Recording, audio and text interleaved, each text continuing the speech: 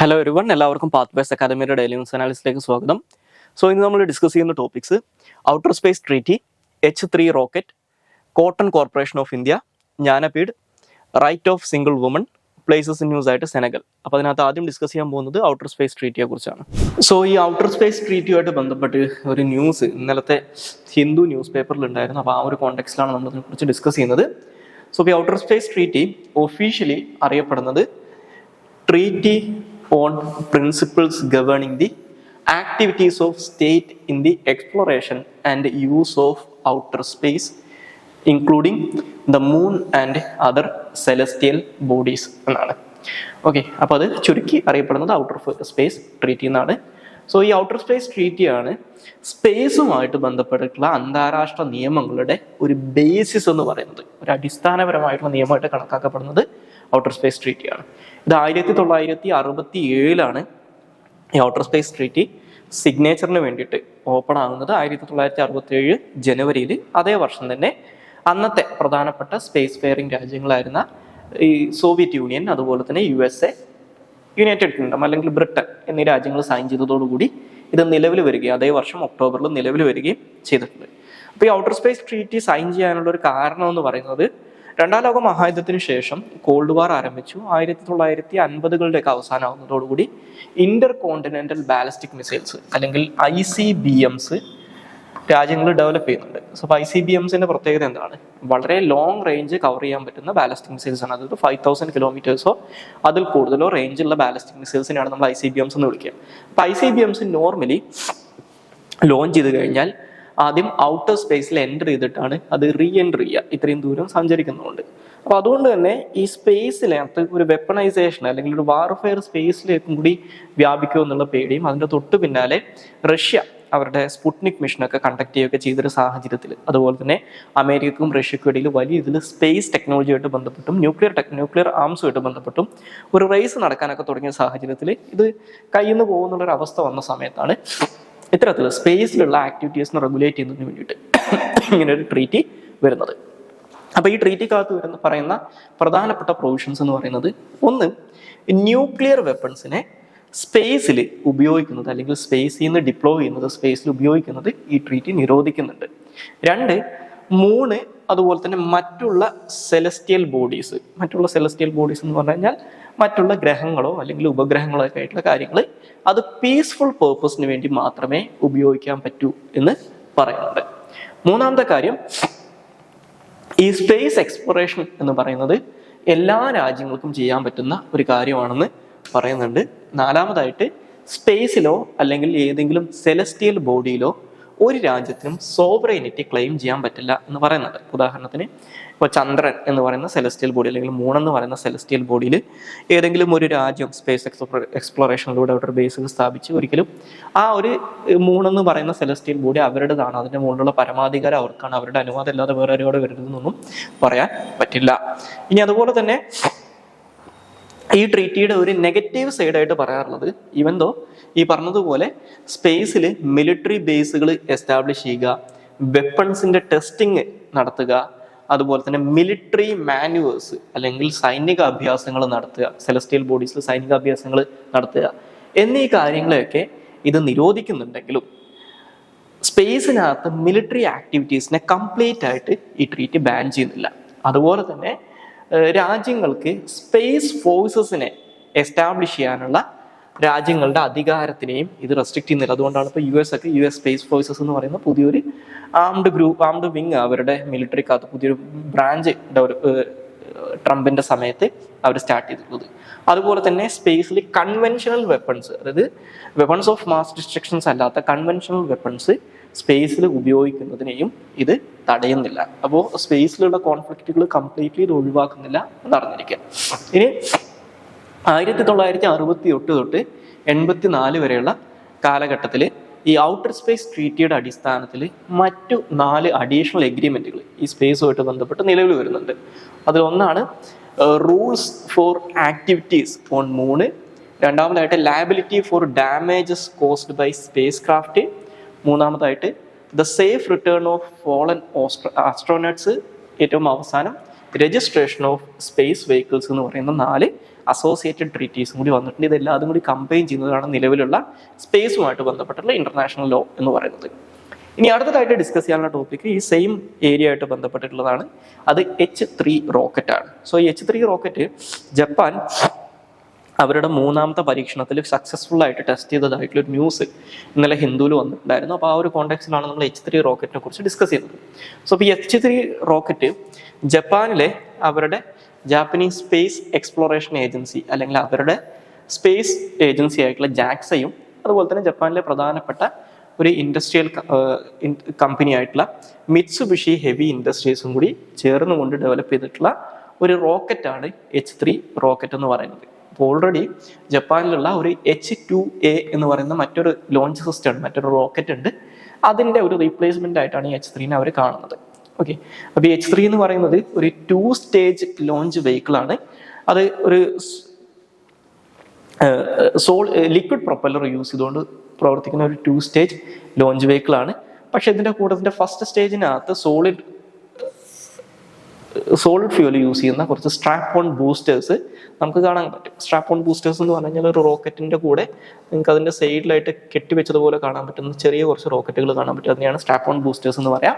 So ഇത്തരത്തിൽ ഈ H3 റോക്കറ്റിൻ്റെ മറ്റൊരു പ്രത്യേകത എന്ന് പറയുന്നത് ലോകത്തിൽ ആദ്യമായിട്ട് expander bleed cycle first stage എഞ്ചിനിൽ യൂസ് ചെയ്യുന്ന ലോകത്തിലെ ആദ്യത്തെ റോക്കറ്റാണ് ഈ H3 റോക്കറ്റ് എന്ന് പറയുന്നത്. ഇനി അതുപോലെ തന്നെ H3 റോക്കറ്റിൻ്റെ മറ്റൊരു പ്രത്യേകത എന്ന് പറയുന്നത് ഈ കൊമേഴ്ഷ്യൽ സ്പേസ് ഓപ്പറേഷൻസിന് അതുപോലെ തന്നെ സ്പേസിലേക്ക് ലോജിസ്റ്റിക്സ് ഒക്കെ അല്ലെങ്കിൽ സപ്ലൈ ചെയിൻ ഒക്കെ എസ്റ്റാബ്ലിഷ് ചെയ്യുന്നതിന് വേണ്ടിയിട്ട് സാധനങ്ങൾ കാർഗോ ഫ്ലൈറ്റ്സ് ഒക്കെ കണ്ടക്ട് ചെയ്യുന്നതിന് വേണ്ടിയിട്ട് ഇപ്പോൾ നിലവിൽ നാസ പോലുള്ള ഏജൻസീസ് ഒക്കെ പ്രധാനമായിട്ട് ഉപയോഗിക്കുന്നത് സ്പേസ് എക്സിൻ്റെ ഫാൽക്കൺ 9 റോക്കറ്റ്സിനെയാണ്. അപ്പോൾ ഈ ഫാൽക്കൺ 9 റോക്കറ്റിനുള്ള ഒരു കോസ്റ്റ് എഫക്റ്റീവ് ആയിട്ടുള്ള ഓൾട്ടർനേറ്റീവ് ആയിട്ട് ജപ്പാൻ കണക്കാക്കുന്നതൊന്നാണ് ഈ H3 എന്ന് പറയുന്ന റോക്കറ്റ് എന്ന് മനസ്സിലാക്കുക. ഇനി അടുത്തതായിട്ട് ഡിസ്കസ് ചെയ്യാനുള്ള ടോപ്പിക്ക് കോട്ടൺ കോർപ്പറേഷൻ ഓഫ് ഇന്ത്യയാണ്. So cotton corporation of India എന്ന് പറയുന്നത് ഇന്ത്യയിലെ ഒരു സെൻട്രൽ സെക്ടറിൽ പബ്ലിക് സെക്ടർ അണ്ടർടേക്കിംഗ് ആണ്, അല്ലെങ്കിൽ ഒരു പബ്ലിക് സെക്ടർ കമ്പനിയാണ്. Ministry of textiles government of ഇന്ത്യയുടെ കീഴിലാണ് ഇത് വരുന്നത്. ഇത് നമ്മുടെ ഇന്ത്യയിൽ ഈ പേര് സൂചിപ്പിക്കുന്നത് പോലെ തന്നെ കോട്ടനുമായിട്ട് ബന്ധപ്പെട്ടിട്ടുള്ള ട്രേഡ്, കോട്ടന്റെ പ്രൊക്യൂർമെന്റ്, എക്സ്പോർട്ട് ഇങ്ങനെയുള്ള ആക്ടിവിറ്റീസുമായിട്ട് ബന്ധപ്പെട്ടിട്ടാണ് ഈ കമ്പനി പ്രവർത്തിക്കുന്നത്. ഇനി ഇവരെ ഗവേൺ ചെയ്യുന്നത് 1985 ടെക്സ്റ്റൈൽ പോളിസിയാണ്. അതുപോലെ തന്നെ മിനിസ്ട്രി ഓഫ് ടെക്സ്റ്റൈൽസിന്റെ കീഴിലാണ് ഈ കമ്പനി വരുന്നത്. ഇനി അടുത്ത ടോപ്പിക്ക് ജ്ഞാനപീഠ പുരസ്കാരത്തെ കുറിച്ചാണ്. സോ ജ്ഞാനപീഠ പുരസ്കാരത്തിനെ കുറിച്ച് ഇപ്പോൾ ഡിസ്കസ് ചെയ്യാനുള്ള കാരണം ഇപ്പോൾ ഇപ്രാവശ്യം 2 പേർക്ക് ഈ ഉറുദു പോയറ്റ് ആയിട്ടുള്ള ഗുൽസാർ അതുപോലെ തന്നെ സാൻസ്ക്രിറ്റ് സ്കോളർ ആയിട്ടുള്ള ജഗദ്ഗുരു രംഭദ്രാചാര്യ എന്ന് പറയുന്ന ഈ 2 പേർക്ക് ഇപ്രാവശ്യം ജ്ഞാനപീഠ അവാർഡ് കിട്ടിയിട്ടുണ്ട്. 58ാമത്തെ ജ്ഞാനപീഠ അവാർഡ് ഈ 2 പേർക്കാണ് കൊടുത്തേക്കുന്നത്. സോ ആ ഒരു സാഹചര്യത്തിലാണ് ഈ ജ്ഞാനപീഠം അവാർഡിനെ കുറിച്ച് ഡിസ്കസ് ചെയ്യുന്നത്. സോ ഈ ജ്ഞാനപീഠ അവാർഡ് എന്ന് പറയുന്നത് ഇന്ത്യയിലെ ഓൾഡസ്റ്റും അതുപോലെ തന്നെ ഹയസ്റ്റും ആയിട്ടുള്ള ലിറ്റററി അവാർഡാണ് ജ്ഞാനപീഠ അവാർഡ് എന്ന് പറയുന്നത്. It is the oldest and highest Indian literary award. അത് ഭാരതീയ ജ്ഞാനപീഠം എന്ന് പറയുന്ന ഒരു സംഘടനയാണ് ഇത് കൊടുക്കുന്നത്. സോ ഇത് കൊടുക്കുന്നതിനുള്ള ക്രൈറ്റീരിയ എന്ന് പറയുന്നത് ലിറ്ററേച്ചറുമായിട്ട് ബന്ധപ്പെട്ടുള്ള ഔട്ട്സ്റ്റാൻഡിങ് കോൺട്രിബ്യൂഷൻസിനാണ് ഈ അവാർഡ് കൊടുക്കുന്നത്. ഇത് 1961 ആരംഭിക്കുന്നത്. സോ ഇത് ഇന്ത്യൻ റൈറ്റേഴ്സിന് മാത്രമാണ് ഈ അവാർഡ് കിട്ടുള്ളൂ. അതും ഇന്ത്യൻ ഭരണഘടനയുടെ 8th ഷെഡ്യൂളിൽ ഉൾപ്പെട്ടിട്ടുള്ള ലാംഗ്വേജസിലുള്ള റൈറ്റിങ്സിനാണ് അല്ലെങ്കിൽ കൃതികൾക്കാണ് ഈ അവാർഡ് കൊടുക്കുക. ഓക്കെ, അത് കൂടാതെ ഈ 8th ഷെഡ്യൂളിലുള്ള ലാംഗ്വേജ്, അതുകൂടാതെ ഇംഗ്ലീഷ് എന്നീ ലാംഗ്വേജസ് ആണ് ഇത് ഈ അവാർഡിന് അർഹരായുന്ന കൃതികൾക്കുള്ള ക്രൈറ്റീരിയ എന്ന് പറയുന്നത്. ഓക്കെ, ഇനി അതുപോലെ തന്നെ ഈ ജ്ഞാനപീഠ അവാർഡിൻ്റെ ആദ്യത്തെ ജേതാവ് എന്ന് പറയുന്നത് മലയാളി ആയിട്ടുള്ള ജി ശങ്കരക്കുറുപ്പാണ്. 1965 അദ്ദേഹത്തിൻ്റെ ഓടക്കുഴൽ എന്ന് പറയുന്ന പോയട്രി കളക്ഷനാണ് ഈ അവാർഡ് കിട്ടുന്നത്. ഓക്കെ, ഇത് 1950 ഈ കൃതി പബ്ലിഷ് ചെയ്യപ്പെടുന്നത്. ഇനി ബംഗാളി നോവലിസ്റ്റ് ആയിട്ടുള്ള ആശാപൂർണ ദേവിയാണ് ജ്ഞാനപീഠ അവാർഡ് കിട്ടിയിട്ടുള്ള ആദ്യത്തെ വനിത എന്ന് പറയുന്നത്. ഓക്കെ, ഈ അടുത്തതായിട്ട് ഡിസ്കസ് ചെയ്യാനുള്ള topic right of single woman ആണ്. സോ ഈ റൈറ്റ് ഓഫ് സിംഗിൾ വുമനെ കുറിച്ച് നമ്മൾ ഡിസ്കസ് ചെയ്യാനുള്ള കാരണം ഇന്ത്യയിൽ ഈ സിംഗിൾ വുമൺസിൻ്റെ എണ്ണം വർദ്ധിച്ചു വരുന്നതായിട്ടുള്ള ഒരു റിപ്പോർട്ട് റീസെൻ്റ്ലി വന്നിട്ടുണ്ടായിരുന്നു. ഉദാഹരണത്തിന് 2011 സെൻസസ് അനുസരിച്ച് ഇന്ത്യയിൽ 71 മില്യൺ അല്ലെങ്കിൽ 7.1 കോടി സിംഗിൾ വുമൻസ് ഉണ്ടെന്നാണ് പറയുന്നത്. അതായത് നമ്മുടെ കേരളത്തിൻ്റെ ഏകദേശം ഇരട്ടിയോളം പോപ്പുലേഷൻ വരുന്ന അത്രയും ഒരു huge population of single woman ഇന്ത്യയിലുണ്ടെന്നാണ് പറയുന്നത്. അത് 2001 കമ്പയർ ചെയ്യുന്ന സമയത്ത് ഒരു 39% വർധനമാണ്. അതുപോലെ തന്നെ ഇത് അടുത്ത സെൻസസ് ആകുമ്പോഴേക്കും, അല്ലെങ്കിൽ നമ്മുടെ 2021 നടക്കേണ്ട സെൻസസ് ഇനി നടക്കുമ്പോഴേക്കും ഒരു 100 മില്യണിൽ കൂടുതലാവാൻ അല്ലെങ്കിൽ 10 കോടിയിൽ കൂടുതലാവാനുള്ള സാധ്യത ഉണ്ടെന്നാണ് പറയുന്നത്. അപ്പോൾ ഇത്രയും വലിയൊരു നമ്പർ ആണെങ്കിലും, അല്ലെങ്കിൽ ഇത്രയും വലിയൊരു സബ്സ്റ്റാൻഷ്യൽ ഡെമോഗ്രാഫിക് നമ്പർ ആണെങ്കിലും, ഇവർ ഒരുപാട് ഡിസ്ക്രിമിനേഷൻസും ചാലഞ്ചസും നമ്മുടെ സൊസൈറ്റിയിൽ ഫേസ് ചെയ്യുന്നുണ്ട്. അപ്പോൾ അതിനെക്കുറിച്ചാണ് ഡിസ്കസ് ചെയ്യുന്നത്.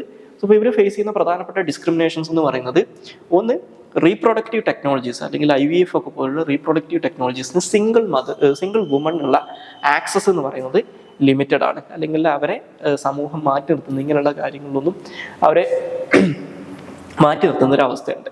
അതുപോലെ തന്നെ ലീഗൽ ഇനീക്വാലിറ്റീസ്, ഇപ്പോൾ പലപ്പോഴും ഈ മദർഹുഡൊക്കെ ആയിട്ട് ബന്ധപ്പെട്ടിട്ടുള്ള റീപ്രൊഡക്ഷനൊക്കെ ആയിട്ട് ബന്ധപ്പെട്ടുള്ള പല നിയമങ്ങളിലും സിംഗിൾ വുമണിന് അതിനുള്ള ആക്സസ് ഇല്ല എന്ന് നമുക്ക് കാണാൻ സാധിക്കും. ഉദാഹരണത്തിന് 2021 ഇന്ത്യൻ പാർലമെന്റ് പാസ്സാക്കിയിട്ടുള്ള സറഗസി റെഗുലേഷൻസ് ആക്ട് അനുസരിച്ച്, അതുപോലെ തന്നെ കുറച്ചു കാലം മുമ്പ് പാസ്സാക്കിയിട്ടുള്ള medical termination of pregnancy act ഒക്കെ ബേസിക്കലി സിംഗിൾ വുമൻസിനെ കുറച്ചും കൂടി ഡിസ്ക്രിമിനേറ്റ് ചെയ്യുന്നതാണെന്ന് പറയാം. കുറച്ചും കൂടി മാരീഡ് ഇൻഡിവിജ്വൽസിന് കൂടുതൽ പ്രാധാന്യം കൊടുക്കുന്നതാണെന്ന് പറയാം. ഉദാഹരണം പറഞ്ഞു കഴിഞ്ഞാൽ ഈ സറഗസി റെഗുലേഷൻസ് ആക്ട് അനുസരിച്ച് സിംഗിൾ വുമൺ, അതായത് ഒരിക്കലും കല്യാണം കഴിച്ചിട്ടില്ലാത്ത സിംഗിൾ വുമൺ ഒരിക്കലും സറഗസി ഒരു കുട്ടിയെ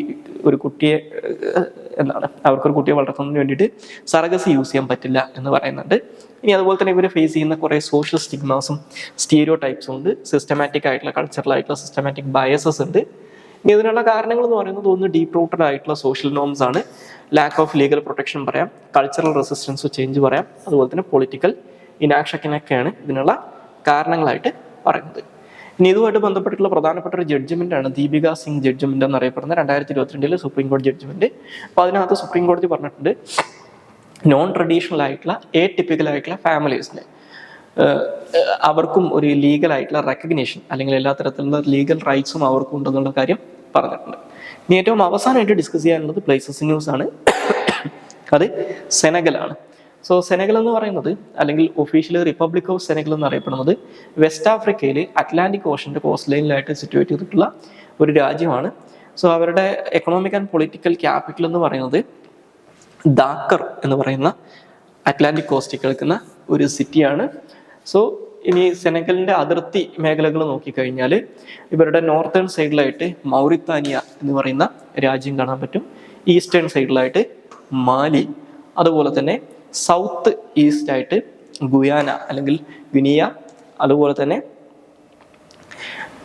സൗത്ത് വെസ്റ്റ് ആയിട്ട് ഗുനിയ ബിസാവ് എന്ന് പറയുന്ന മറ്റൊരു രാജ്യവും കാണാൻ പറ്റും. സോ ഈ സെനഗലിന്റെ കേസിൽ അറിഞ്ഞിരിക്കേണ്ട മറ്റൊരു കേസ് എന്ന് പറഞ്ഞു കഴിഞ്ഞാൽ, ഇതേ പ്രദേശത്തുള്ള ഗാംബിയ എന്ന് പറയുന്ന രാജ്യത്തിനെ ഏകദേശം കംപ്ലീറ്റ്ലി കവർ ചെയ്യുന്ന ഒരു രാജ്യം കൂടിയാണ് ഈ സെനഗൽ എന്ന് പറയുന്നത്. അപ്പോൾ ഇനി അതുപോലെ തന്നെ സെനഗൽ കേപ്പ് വെർദയുമായിട്ട് ഒരു മാരിടൈം ബോർഡർ ഷെയർ ചെയ്യുന്നുണ്ടെന്നും കൂടി അറിഞ്ഞിരിക്കും. സോ ഇത്രയും കാര്യങ്ങളാണ് ഇന്നത്തെ ഡെയിലി ന്യൂസ് അനാലിസിനകത്ത് ഡിസ്കസ് ചെയ്യാനുള്ളത്. Thank you all.